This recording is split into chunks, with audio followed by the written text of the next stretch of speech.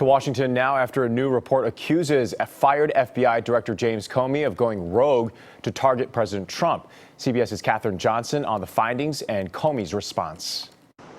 The Justice Department's watchdog says former FBI Director James Comey violated FBI policies when he leaked memos documenting private conversations he had with President Trump in January of 2017. A new Inspector General's report says what was not permitted was the unauthorized disclosure of sensitive investigative information obtained during the course of FBI employment in order to achieve a personally desired outcome. Lordy, I hope there are tapes. James Comey testified to Congress a tweet President Trump sent 3 days after the president fired him prompted him to take an unusual step.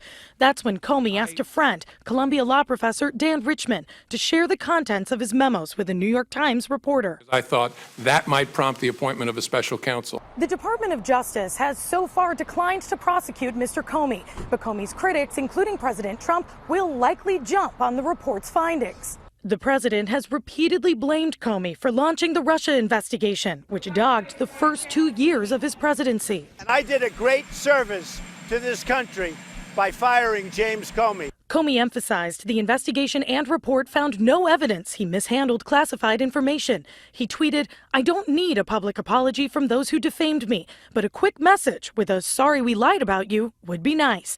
Katherine Johnson, CBS News, Washington. And just within the past hour, President Trump tweeting out, perhaps never in the history of our country has someone been more thoroughly disgraced and excoriated than James Comey. He should be ashamed of himself, end quote. Meanwhile, special counsel Robert Mueller determined that the president did not conspire with Russia in the 2016 election. However, he could not clear him of obstruction of justice when the president fired Comey.